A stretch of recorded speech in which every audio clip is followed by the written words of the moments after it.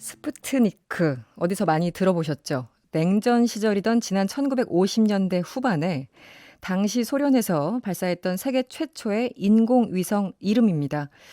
러시아가 같은 이름을 써서요. 지금 코로나19 백신을 세계 최초로 개발했다고 푸틴 대통령이 밝혔습니다. 그 이름은 스푸트니크 5. 전 세계를 깜짝 놀라게 만든 소식인데요. 뭔가 개운치만은 않습니다.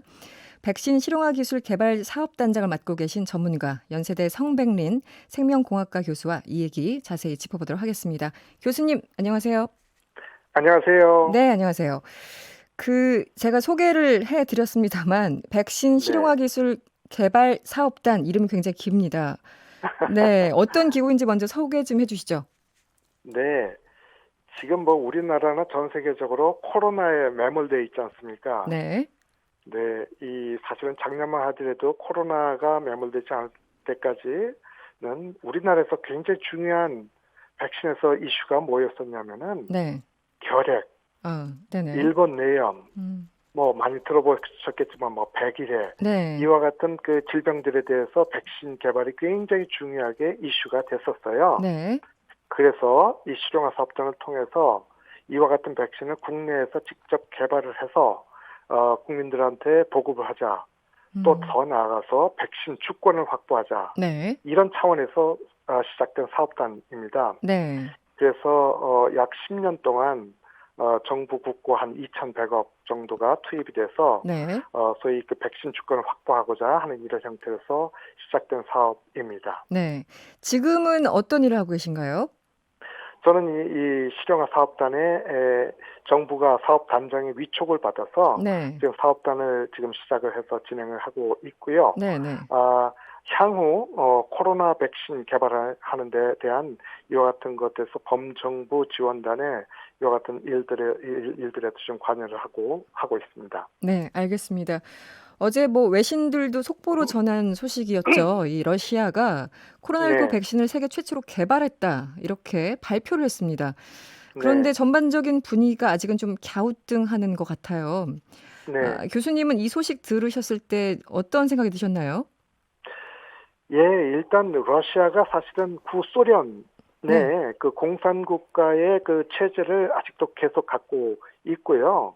그래서 굉장히 통제적 사회에서 진행된 일들입니다. 네네. 그래서 사실은 임상 3상 연구도 없이 허가를 해줬다 하는 것은 유례없는 일이고요. 네. 그리고 사실은 그 이전 단계에서 임상 연구소에 또 기초적으로 1상, 2상 연구가 필요한데 이런 연구의 결과가 전혀 공유되지 않고 발표되지 않은 상태에서 어느 날 갑자기 세계 최초로 네. 개발했다라고 지금 발표를 한 것이거든요. 네네. 당연히 국제사회가 우려를 하고 그리고 전문가적인 우려가 많이 표명이 될 수 있는 음. 이슈입니다.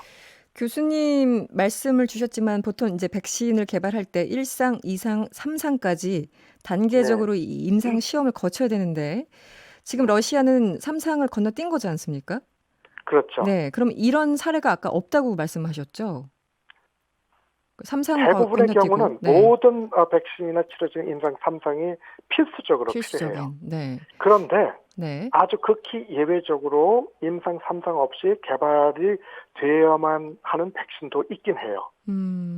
예를 들어서 네네, 혹시 생물 테러 이런 거 들어보셨잖아요. 네네, 이것은 자연적으로 발생되는 바이러스가 아닌데 사람을 그 테러용으로 위협하기 위해서 만든 이런 이 테러용 균들이 있거든요. 네네, 근데 이건 자연적으로 발생이 되지 않기 때문에 임상 자체를 할 수가 없어요. 음, 이런 경우에 있어서는 임상 3상 연구 없이도 허가를 해주는 케이스가 있긴 합니다. 예를 네, 들어서 네네. 탄저균 아, 들어보셨을 탄저균 기억납니다. 거예요. 네, 그리고 천연두, 두창 네, 이런 것들이 이 임상 3상 없이 개발될 수밖에 없는 상황이죠. 왜냐하면 음, 환자가 없기 때문에 네. 발생이 되지 않은 상황에서 인위적인 요인에서 발생되는 이런 경우에 있어서는 자연 발생이 없기 때문에 네. 당연히 임상 연구를 할 수가 없죠.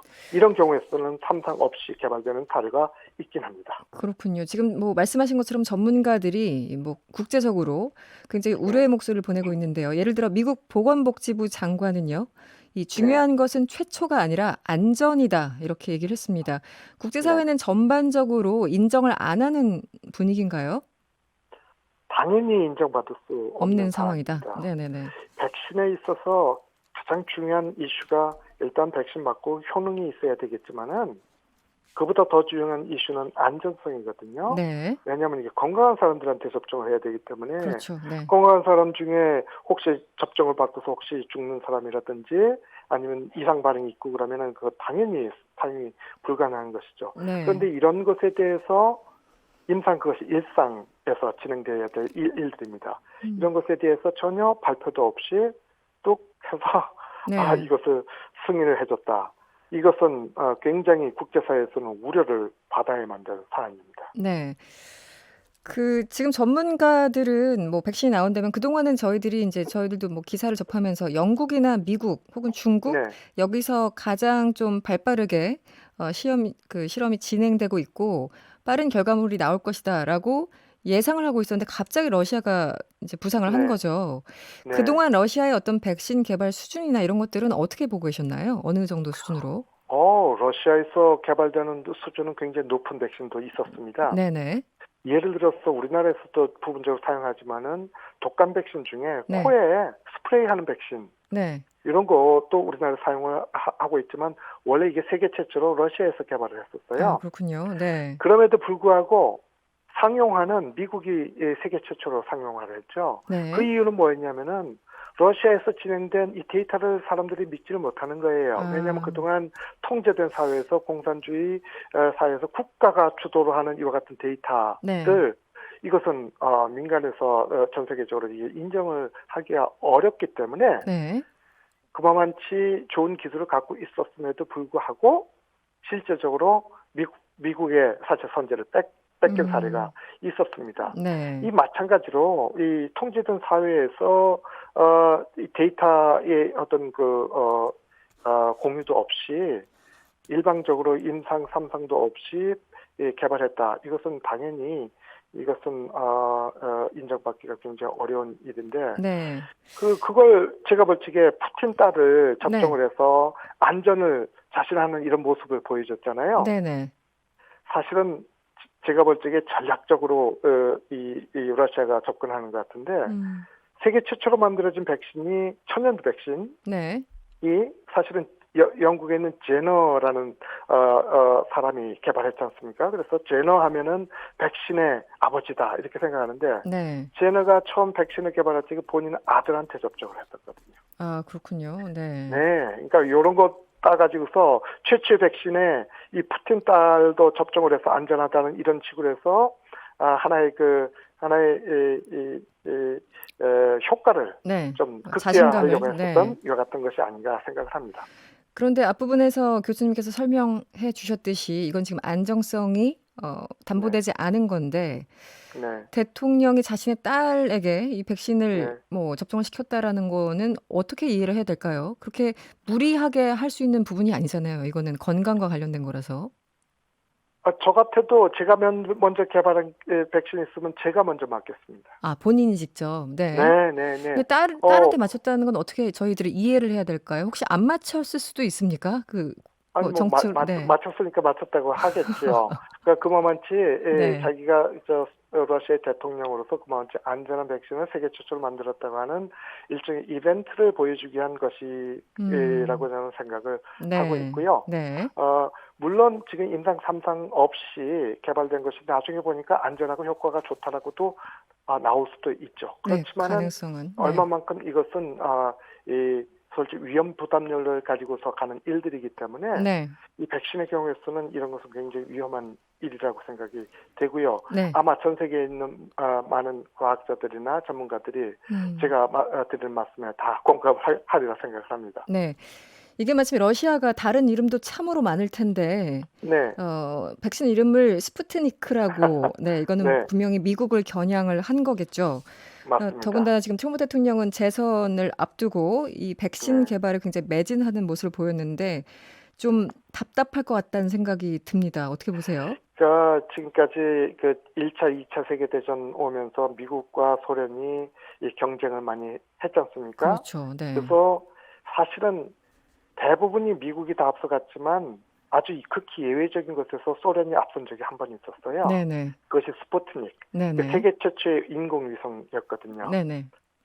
이것이 이제 그 소련이 구소련이죠. 이것을 처음 개발하면서 그것을 그 스푸트닉의 이름을 백신에다 이름을 붙였거든요. 네. 이 얘기는 코로나 백신에서도 세계 최초다, 미국을 앞섰다는 것을 의도적으로 보여주기 위해서 네. 보여준 것인데 이것은 상당히 이벤트성이 강하다고 보여지고 있고 네. 문제는 국제 공인을 받으면 좋겠지만은 이것은 전문가적인 입장에서 어느 나라에서도 이것을 국제 공인을 받을 수 있는 데이터가 없이 객관성이 없이 한 일이기 때문에 하나의 이벤트로 끝나지 않을까 생각을 합니다. 뭐 지난 대선 때 러시아 스캔들 이후로 푸틴과 트럼프가 사이가 좋은 줄 알았더니 딱히 그렇지만은 않다는 느낌도 들고요. 네, 알겠습니다. 사이가 어떻고 이걸 떠나가지고 네네. 이 두 나라 사이는 항상 그동안 경쟁적이니까. 네. 냉전을 통한 이와 같은 이 경쟁을 서로 하는 이런 것이 있었기 때문에 그런 라인 선상에서 우리가 하여튼 네. 현 러시아가 이와 같은 일을 한 것이 아닌가 생각을 알겠습니다. 네, 우리가 그 개발하는 백신은요, 네. 언제쯤 생산이 가능할까요?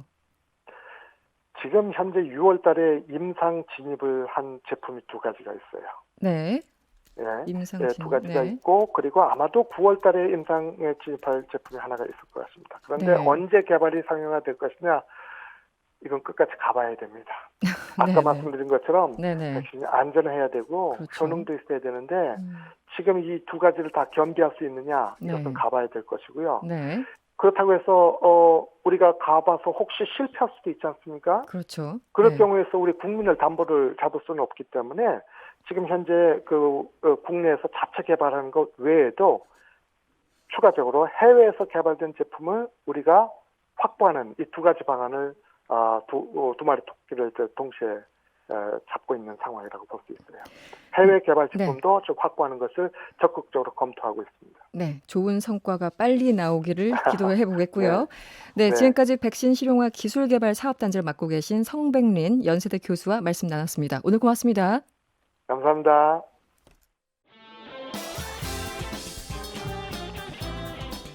여러분의 퇴근길을 꽉 채워드립니다. 평일 저녁 6시 5분 이승원의 세계는 그리고 우리는